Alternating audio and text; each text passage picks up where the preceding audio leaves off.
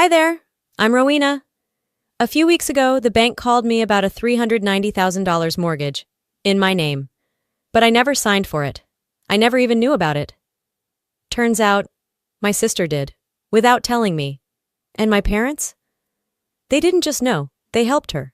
They used my name, my credit, my entire identity like it was a family resource. And now, I'm the one picking up the pieces.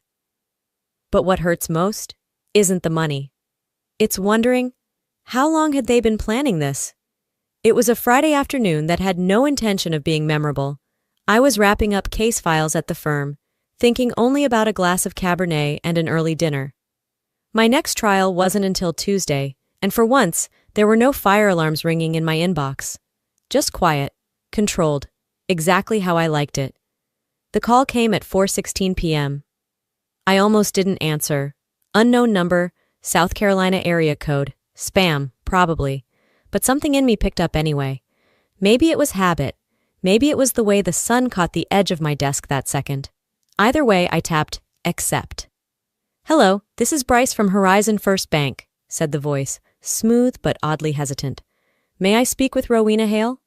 "This is she," I replied, stretching my neck. "Is there a problem?" There was a pause, the kind that makes your stomach tense up before your brain catches up. "I'm calling to verify details on a mortgage loan application. $390,000. For a property on Porterfield Avenue. You're listed as cosigner." I blinked. "Excuse me?" "Your name is on the cosign line. The primary applicant is Delphine Hale, your sister." I stood up from my chair without realizing it, heart crawling into my throat. "There's been a mistake," I said. "I haven't signed anything for Delphine, or anyone for that matter. I don't even know where Porterfield Avenue is." Bryce cleared his throat. "I understand. But the application was approved 2 days after submission. We always confirm with the cosigner in follow-up checks, especially when the amount exceeds $350,000. "Approved. 2 days. My blood ran cold. "I need you to email me every document tied to this loan, now." "Yes, ma'am. I'll send it right over." I ended the call without another word. My hand trembled slightly as I placed the phone on the desk. It was as if I had stepped outside my own life and into a stranger's chaos.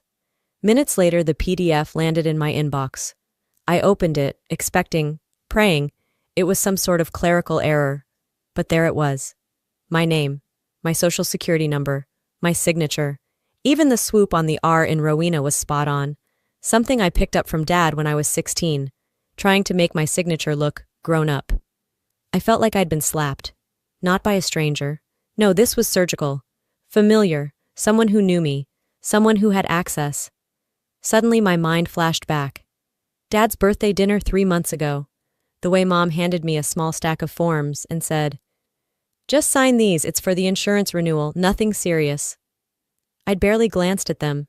I was distracted, laughing at one of Dad's stories about the neighbor's dog chasing a FedEx driver, and now, $390,000.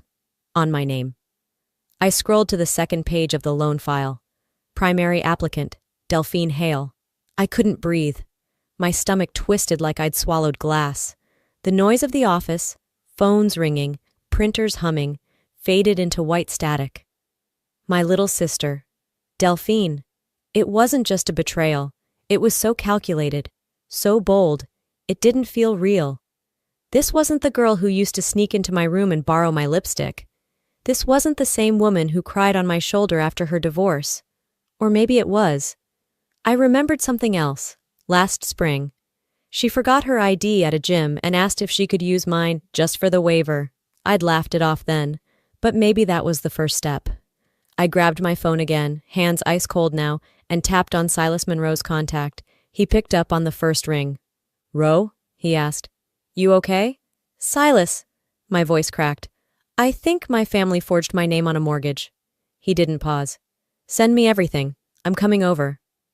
10 minutes later, I sat on my apartment floor, legs crossed, the PDF open on my laptop in front of me.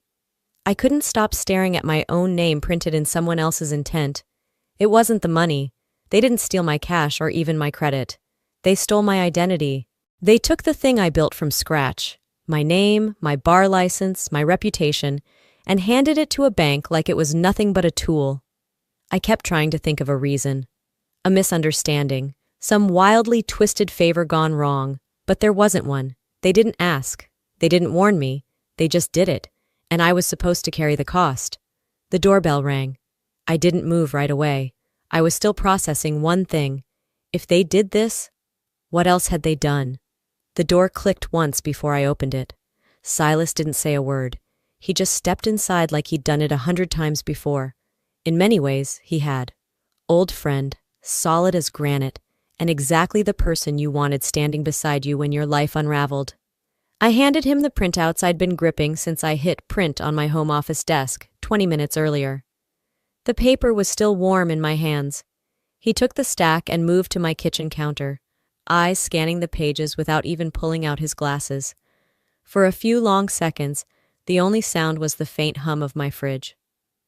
"Whoever did this," he said finally, "knows your handwriting too well." I didn't answer. My throat tightened as I watched him lay 2 signatures side by side, one from my official state ID and the other from the mortgage PDF. "They didn't just copy your signature," he said, pointing at the tail on the R. "They traced your rhythm. This isn't amateur work." My mouth was dry. "That loop. I picked it up from Mom. She always signs her letters with that little curl. I used to mimic it in high school. Thought it made me look elegant." He raised an eyebrow. "So, either Mom did this or someone who's watched you sign things for years." The silence stretched. "It gets worse," I said. I pulled out another sheet, an old email confirmation from Christmas Eve, just 3 months ago. Mom had slipped a folder across the table after dinner and said, "Just health insurance stuff. Sign here before dessert gets cold." The page had 2 signatures on it, mine and hers. I remembered the moment now, vivid as ever. She never even looked me in the eye. Silas leaned over it. "You think that's when she got the base copy?" I nodded slowly. "And the driver's license?" he asked. I flinched. Delphine borrowed it once, said her wallet got stolen and she needed an ID just to check into a temp job. I thought it was harmless. His eyes darkened. "Ro, they were building a profile, bit by bit. No one gets a $390,000 loan overnight unless they're working with inside info and zero conscience." I sat down on the armrest of my couch, trying to stay upright while my world tilted again. "This wasn't one impulsive choice," I whispered. "They plotted this. They knew you wouldn't question your family. That's why they picked you." I rubbed my temple, feeling the heat behind my eyes. "Because I make a living on credibility. Because my name opens doors." He didn't respond immediately. He just tapped the PDF again. "And now? They've kicked one open with it." I stood, pacing. "There were signs," I admitted. "Delphine suddenly had a new car. Mom started talking about renovations. I didn't think twice. Assumed Dad cashed out another bond." Silas crossed his arms. "We need to act now. First step, freeze your credit. Then we pull every report tied to your social security number, every open account, every data breach." "I'm not calling the fraud division yet," I said quickly. "Not until I know how deep this goes." He studied me. "You think they've done more?" I nodded. "I don't think this stops at one loan. I think it's layered. Accounts, credit, maybe even investments." He paused. "So what's your move?" "I want to talk to Delphine. Alone. I need to hear it from her." "You think she'll admit it?" "No," I said. "But I'll know if she lies." Silas didn't push back. He knew me well enough to know when I needed a beat to sort things myself. I walked to the window, watching the glow of streetlights settle across the street like a soft warning. It had gotten darker without me realizing it. The afternoon had bled into evening, and my apartment now felt like a glass cage. "She always said she hated confrontation," I murmured. But this was surgical. I picked up my phone, opened a new message, and typed 3 words. "We need to talk." I hit send before I could second-guess it. Then I leaned my head against the cool glass and whispered, "How long were you planning this, Del?" I didn't sleep. Not really. I dozed for 20 minutes sometime around 3, but even then my body wouldn't let go. My mind kept replaying the way Delphine used to tilt her head when she was lying, the shift in Mom's voice when she wanted something covered up, the way my dad would just go silent whenever the air got too thick to breathe. By morning, the unease in my chest hadn't eased. It had taken root. Light crept through the blinds, casting thin lines across the dining table, where I'd laid out everything Silas left me. A sea of printed emails, copies of loan forms, and annotated notes. My coffee sat untouched. I'd made it out of habit, black, no sugar. But my stomach was in no condition to cooperate. I powered up my laptop to cross-reference the approval email from Horizon Bank. It took longer than usual to boot. The login screen lagged, froze, then flashed once before settling. Weird. I clicked into the email client. Another hiccup, a slight delay. Not something that screamed red flag, but enough to make my lawyer's instincts twitch. I restarted it, hoping it was just a browser bug, but it kept happening. I stared at the screen, every cell in my body humming with quiet alarm. There's no such thing as a coincidence when you're dealing with stolen identity. I grabbed my phone and called Silas. "Something's wrong," I said, before he could even say hello. "I think someone's watching my laptop." Silas didn't argue. He asked a few questions, technical ones I barely followed, then said he'd call Lennox Vale, an old law school buddy turned forensic IT investigator. He owes me, and he's good. 10 minutes later, I was on a Zoom call with Lennox, who looked like he hadn't slept since Halloween. Hoodie, bloodshot eyes, and fingers that flew across the keyboard as he accessed my system remotely. "Okay, I'm in," he muttered, squinting at code lines scrolling down the screen. "Let's see what we're dealing with." Wait. He stopped. "What?" I leaned forward. "There's a script in here," he said, now typing faster. "Keylogger. Not amateur stuff. It's been quietly collecting input for weeks." My heart clenched. Input like everything. Keystrokes, login history, passwords. It even mirrored clipboard content. I swallowed hard. Lennox's voice grew more cautious. "There's a secondary relay. Whoever set this up wanted to track, collect, and forward the data somewhere else." "Where?" I asked. He didn't speak right away. Then, "You're not going to like this." He shared his screen. Highlighted in yellow was a label embedded in the program, Verena.backmail. "Backmail?" I said aloud, confused. "Looks like a bad spelling of blackmail. Or maybe it's intentional.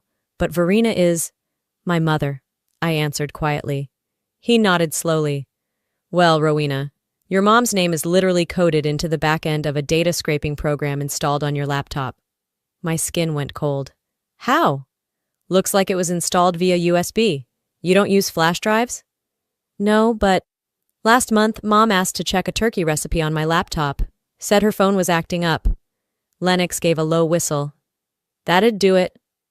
A new memory surfaced, clearer now. My birthday, back in January. Delphine showed up at my office late, said she wanted to surprise me with coffee and flowers. I'd stepped out for a client call. She was alone with my machine for at least 15 minutes.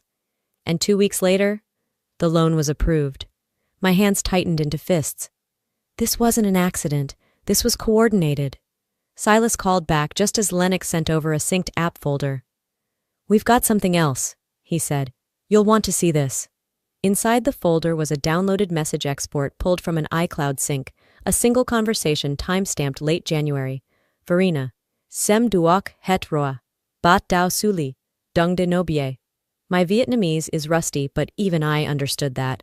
"Seen everything. Start processing. Don't let her find out." I covered my mouth with one hand, fingers trembling.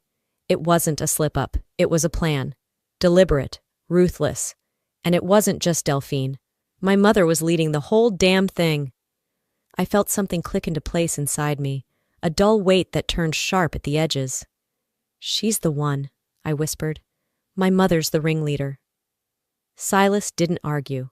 He just said, "I was afraid of that." I pulled out a yellow legal pad and started scribbling. Dates, file names, IP addresses. I began cross-referencing login times, noticing overlaps between nights Mom stayed over to help organize my taxes and unexplained data spikes on my router. "She always pretended she didn't understand tech," I muttered. That was the cover. I looked up at Silas. "Forget waiting on Delphine. I want the full picture. Every login, every dollar, every lie." His voice was quiet but firm. "We'll get it." By nightfall, my office lights were dimmed except for the lamp by my desk. The room was silent except for the scratch of my pen. I stared down at the mess of scribbles, outlines, arrows. Then I said it out loud because saying it made it real. They didn't just lie to me, they studied me. I shut off the lamp, and finally, I stopped feeling surprised. The sunrise filtered in through a narrow slit between my blinds. I hadn't planned to be awake that early, but sleep had long since given up on me. I lay still for a while, staring at the ceiling, listening to the quiet hum of a city not yet in motion. There's a strange heaviness to that hour, a silence too honest to ignore. I finally got up, walked barefoot across the cold floor, and powered up my laptop again. This time, I wasn't checking emails. I needed numbers, proof of the damage. The screen lit up. I logged into my credit report portal. Breath held tight. 812. That had been my score the last time I checked, about 6 months ago. Now?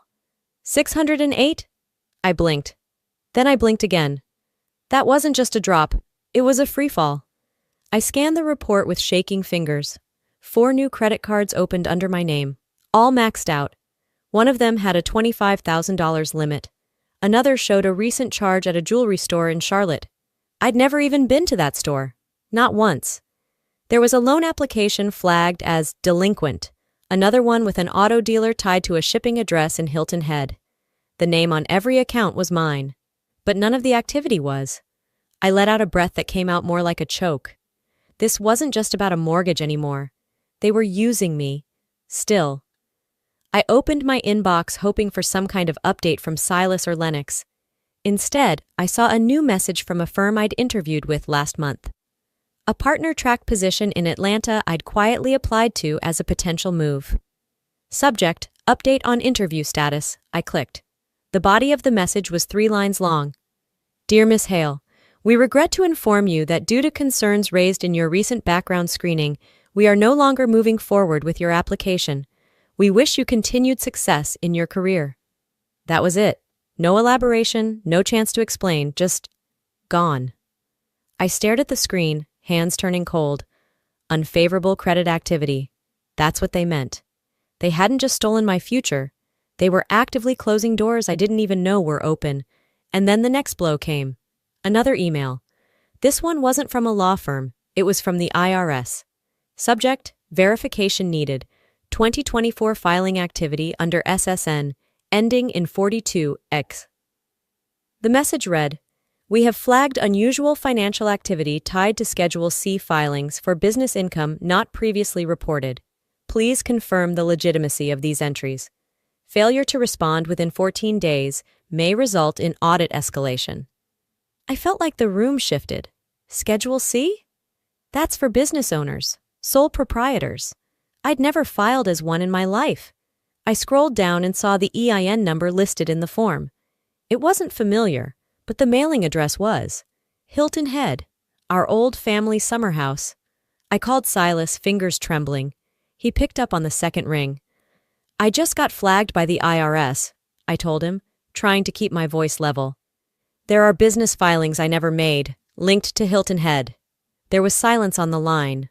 Then, we'll go over every line. I'll loop Lennox back in. 15 minutes later, Lennox was on the call. He pulled up the digital trail and confirmed 3 separate Schedule C forms filed from my SSN, 2 of them tied to shell companies. One had a contact email, nearly identical to mine, but ending in .consult instead of .com. This is deeper than just theft, Lennox said grimly. They've set up a parallel version of you, a ghost Rowena. I couldn't speak. I just stared at the monitor as the shape of my life distorted before me. Row, Silas said gently. If this hits your current job, there's a chance they'll open an internal review. They'll see liabilities, credit flags, legal inconsistencies. I could lose my bar license, I whispered. You're not just the victim here, he said. You're the asset. They're draining everything you've spent your life building. I sat back, the weight of it pinning me in place. I thought of every sleepless night in law school, every win I fought for in court, every moment I held back just to protect this name, this version of me. I opened my leather journal, the one I kept for thoughts too raw for email. I wrote, they're not just betraying me, they're trying to replace me. And then came the final gut punch. A new email popped in. Subject line, policy risk notification, professional liability insurance. The body read, due to recent shifts in credit reliability, Your standing with our underwriting department has been flagged. Please submit updated financial documents within 10 business days to avoid suspension. I closed the laptop slowly. This wasn't just about money, or lies, or loans. This was about survival now. I stood and whispered aloud to the empty room. If they're not stopping, neither am I. I spent the next few hours sifting through paperwork, scanning emails, and uploading files to Silas and Lennox like I was assembling a war map. I didn't even realize how late the afternoon had gotten until the light in my apartment turned from golden to steel gray. I hadn't eaten. I hadn't even showered. All I knew was that my life, my real life, was dissolving beneath layers of someone else's decisions. My phone buzzed. Silas. I answered on the first ring. Tell me you found something. I wish I hadn't, he said, voice flat. Rowena, the income verification on the mortgage, it's signed by your father. I froze. No, that's not possible. My dad, he doesn't even handle our taxes. He did this time, Silas said, and I triple-checked. Same handwriting from other official forms he's filed. Same signature. He sent the scan over. I clicked. There it was. Jasper Hale scrawled beneath the words, Employment verified by immediate family member. I couldn't speak. I just sat there staring at the page, my stomach folding in on itself. I had seen that signature 100 times. On school permission slips, on birthday cards, on the dotted line of my college loan cosign. He hadn't been tricked. He'd participated. It wasn't just my mother. It wasn't just Delphine. It was all of them. I stared out the window, jaw clenched so tight it hurt. I didn't care if they thought it was for Delphine's sake, or for the family, or out of desperation. He knew. He signed off on my name, knowing it would break me if it ever surfaced. But that wasn't even the worst of it. Minutes later, Lennox called. You're gonna want to sit down, he said. I'm already sitting, I replied, trying to sound steadier than I felt. I pulled a voice archive off Horizon's call logs from 2 months ago. Someone verified the loan over the phone. So? It was your dad. He sent the audio file. I hit play. Rowena Hale has excellent credit standing. She's my daughter. Yes, you can proceed. She's aware of the loan details. I stopped the recording. That one line, she's aware. It rang louder than any accusation. My father hadn't just signed paperwork. He had given them his voice, his approval, his lie. I was done staring at screens. I grabbed my car keys, threw on the nearest jacket, and drove. They lived just 15 minutes away, but in that drive, I passed through 100 different versions of myself. Daughter, victim, lawyer, stranger. When I pulled into their driveway, the sun was low, casting long shadows across the grass. My father was out front, trimming the hedges, calm, like nothing had collapsed. I stepped out, holding a folder. Dad, I called. He looked up, wiped sweat from his brow with the back of his hand. Hey, sweetheart, he said. You okay? I held up the folder. Let's not play this game. He took one look at my face and knew. I opened the folder, showed him the printed email and audio transcript. You lied to a bank. You said I knew about the loan. You signed forms. You vouched for income that wasn't mine. He exhaled heavily and set down the trimmers. I just wanted Delphine to have a shot, he said. I blinked. What? He shrugged, eyes suddenly glassy. You already have everything, Ro. The career, the respect, the money. Delphine, she's been trying. She just needed a boost. A boost? My voice cracked. So you dismantled my life to give her a shortcut? It wasn't meant to go this far. That excuse is older than your damn lawnmower. The front door opened. My mother stepped out, arms crossed, face unreadable. What's going on? She asked, already knowing the answer. I turned to her. You knew. You orchestrated this. Her voice didn't rise. Don't dramatize, Rowena. This is family. You're blowing this out of proportion. I laughed. Short, bitter. You installed spyware on my laptop, opened credit cards in my name, let Delphine steal my license, and you call this protection? Her eyes narrowed. We're your blood. You don't take your family to court. No, I said, stepping closer, voice even. But you also don't let your family set you on fire to keep their hands warm. She flinched. I looked at both of them, and something inside me snapped into place. I'm warning you, I said clearly. If this continues, if I find one more document, one more login, one more false record in my name, I will file formal charges. And I will name every single one of you. Silence. For once, not even my mother had something to say. I turned and walked back to my car. My hands were shaking, but I didn't cry. On the way home, the sky turned orange behind me. Streetlights flickered on. The world moved as if nothing had changed, but for me, everything had. When I got inside, I tossed my keys on the table, dropped the folder next to my laptop, and pulled out a new file, labeled in thick black ink, Family Fraud, Phase 1. I sat down and opened a blank page. This wasn't just personal anymore, it was legal. If they wanted war, I muttered, they just got one. The next morning, Charleston was cold and wet. Gray light slipped in through my blinds like judgment. I didn't sleep, I didn't even pretend to. Instead, I sat on the edge of my bed, the words from last night still echoing in my head like a threat and a promise all at once. They wanted war. Fine. I was done tiptoeing around their lies. Just as I reached for my laptop, Lennox texted.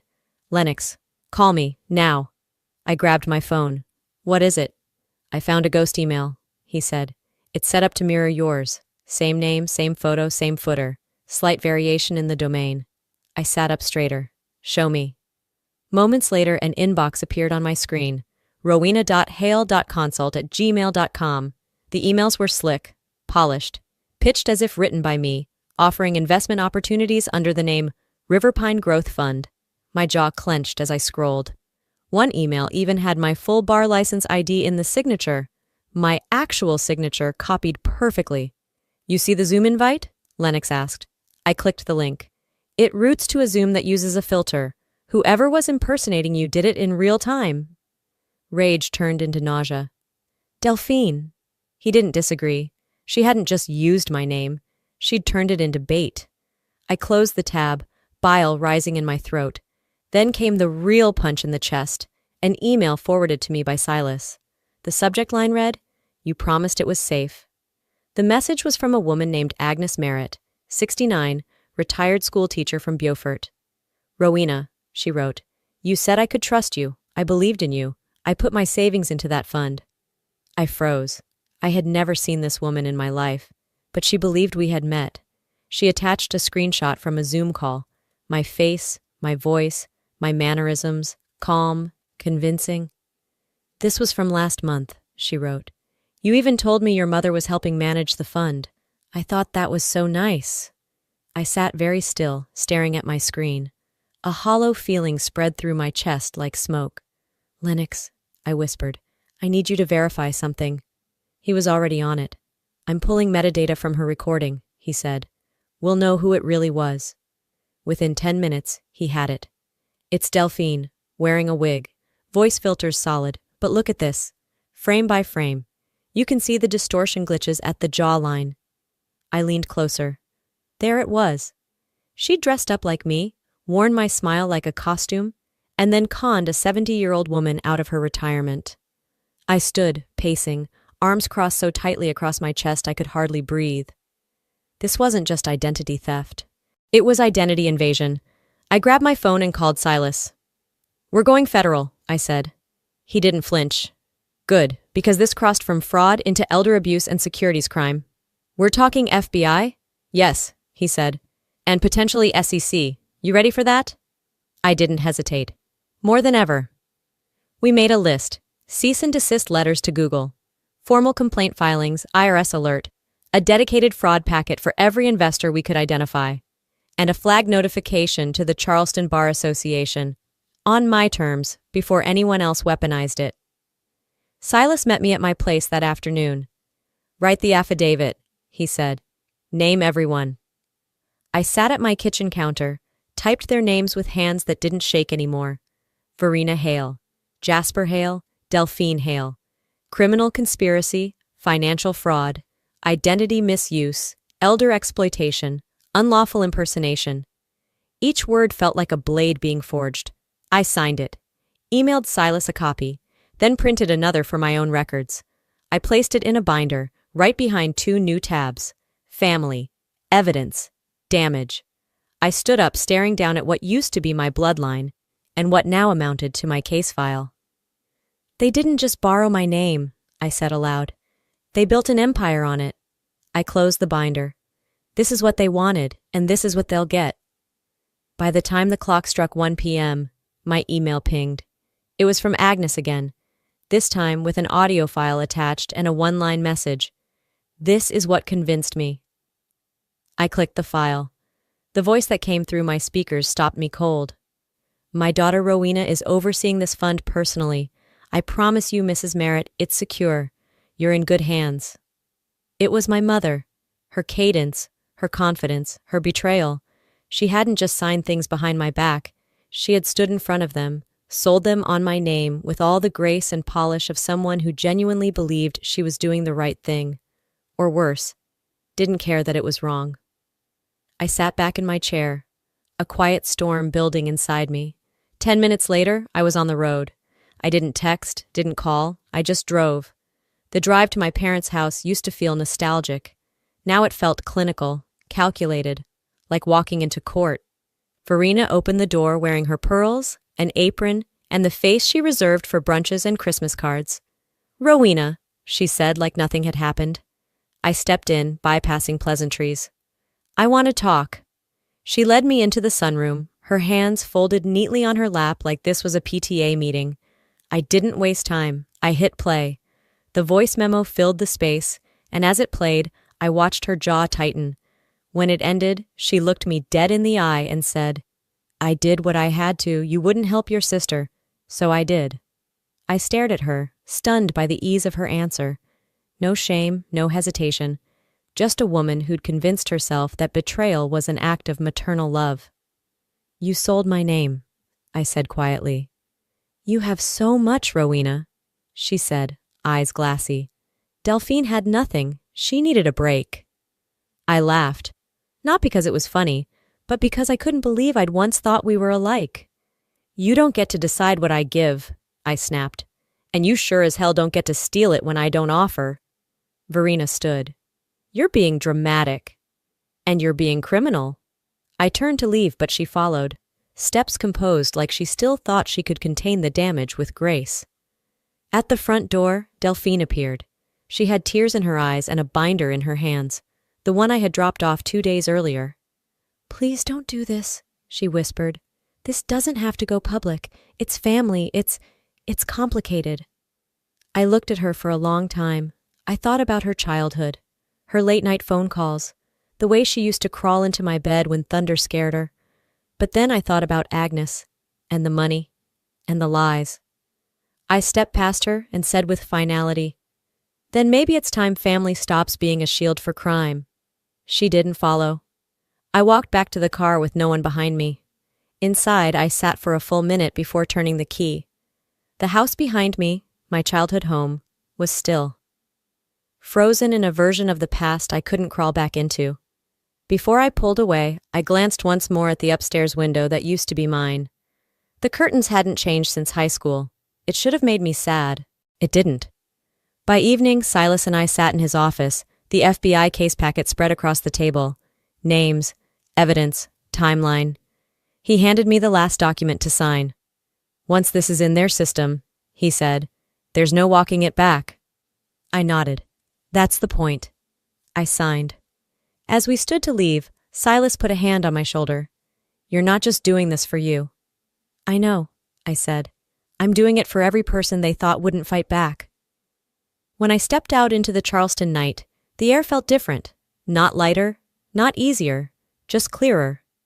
The following morning, I didn't need an alarm. My body woke itself, wired, alert. The kind of alert that doesn't come from caffeine or fear, but from knowing something irreversible was about to begin. Charleston's skies were gray, flat, and cold, the kind of weather that didn't beg for optimism. I got dressed in silence, black blazer, soft blouse, low heels, my version of armor. The file folders were already in my bag, the paperwork signed. Silas had confirmed the FBI was coordinating with Horizon First Bank for a meeting.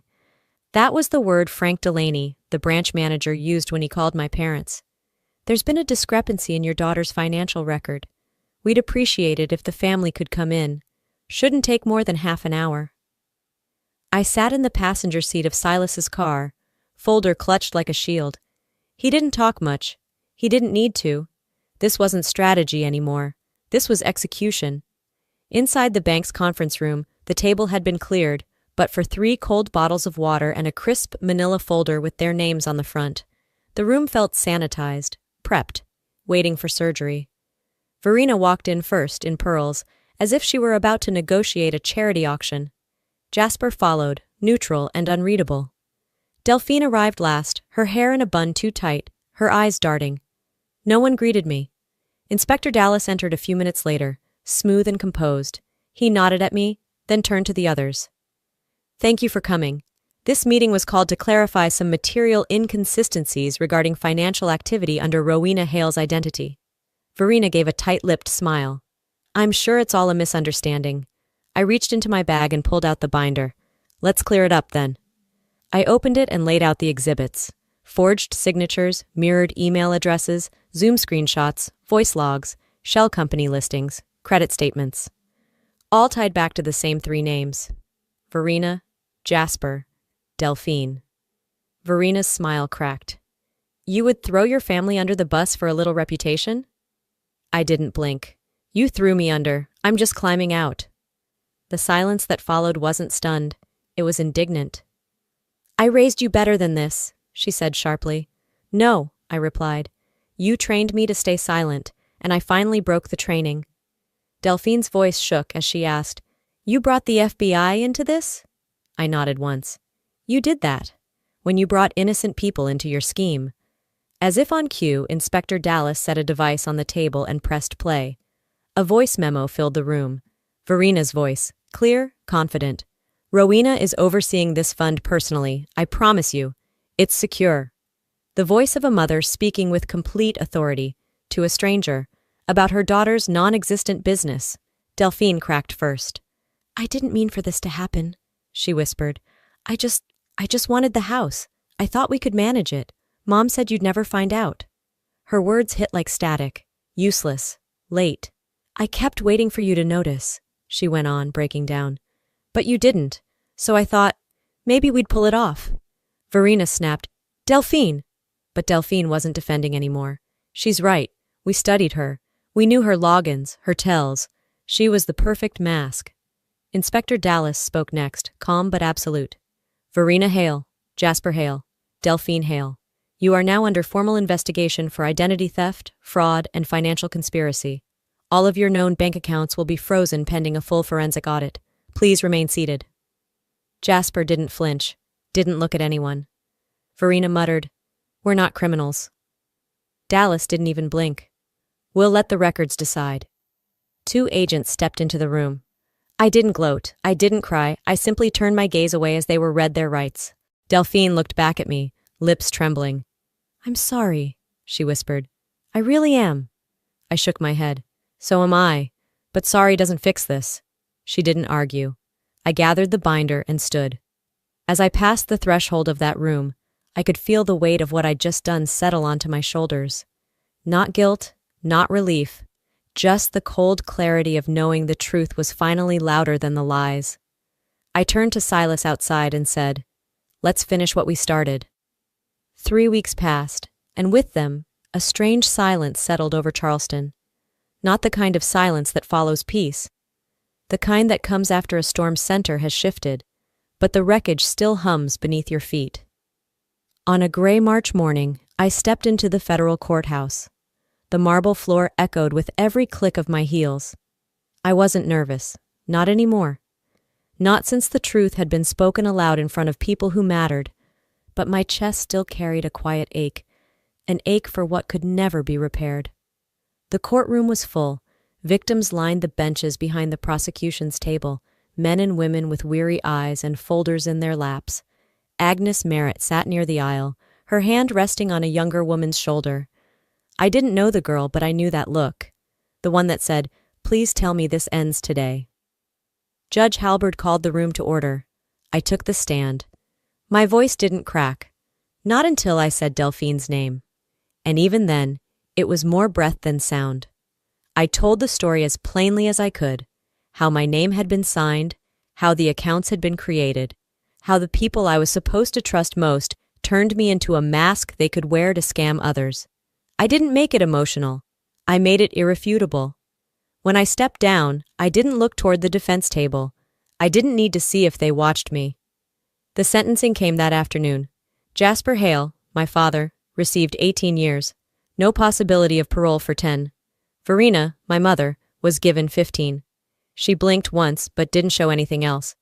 Delphine was sentenced to 12 years, ordered to pay restitution, and permanently barred from working in any professional advisory or fiduciary role again.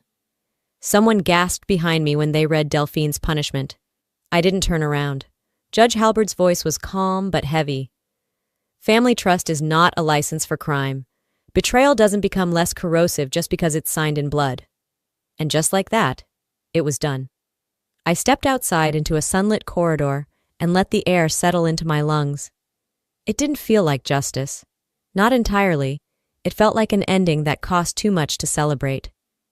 A few days later, I returned to the house I grew up in, alone for the last time. I didn't go to take revenge. I went to collect what was mine: 2 old photo albums, a worn copy of To Kill a Mockingbird, and a locket my grandmother gave me when I turned 13. The house was empty. The walls didn't whisper. The furniture didn't creak like it remembered me. I moved room to room like a stranger. When I got to my old bedroom, I paused at the window, the one I used to lean out of during thunderstorms. I saw a framed photo on the shelf. Me at 9, missing a front tooth, sand in my hair. My father's arm around me. The love was real once, but they buried it in fear and greed. I left the photo on the shelf. 3 weeks after sentencing, Reclaim and Rise officially launched, an outreach initiative for survivors of familial fraud and betrayal. The logo was simple, a broken circle stitched together at one edge. Agnes joined as a speaker. That same night, after our first group session, a young woman, barely 22, hugged me outside the meeting room. She didn't say much, just this: "You made me believe I can speak out. Thank you." I squeezed her hand. No grand speeches, just a nod, because I knew what that silence cost. The following Sunday, I found myself sitting across from Silas in my office, sharing black coffee and late-day sun. He leaned back. "Do you think you'll ever forgive them?" I looked at my hands, at the faint scars left from where my nails dug too hard during that first week of unraveling. "Forgiveness is for peace," I said, "but they don't get to come back into my life." He didn't push, and I didn't cry. The first Reclaim and Rise conference took place at a small community center downtown. Folding chairs, potluck snacks, and an open mic. I watched as survivors took the stage, shaky at first, then stronger with each word. When it was my turn, I walked to the podium with no notes.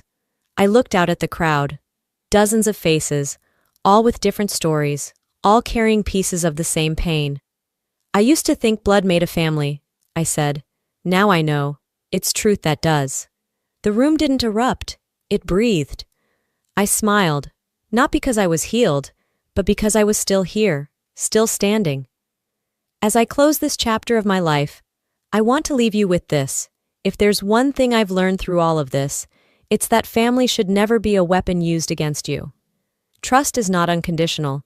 It is earned, protected, and when broken, it demands accountability, even if it comes from the people who once held your hand through childhood storms.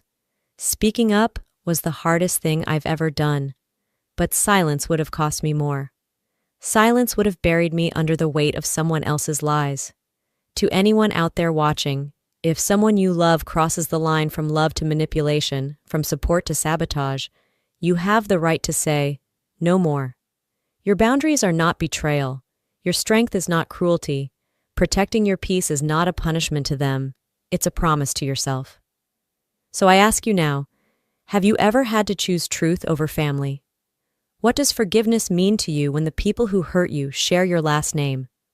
I'd love to hear your thoughts in the comments. If this story moved you or resonated in any way, drop a 1 in the comments, or tell me where you're watching from. If it didn't speak to you, tell me why. I want to understand your perspective. And if you're still here with me at the end of this video, I hope you'll subscribe for more real, raw, and powerful stories, just like this one. This isn't just about entertainment. It's about healing, connection, and giving voice to stories that too often go unheard, because your story might be the one that helps someone else survive theirs.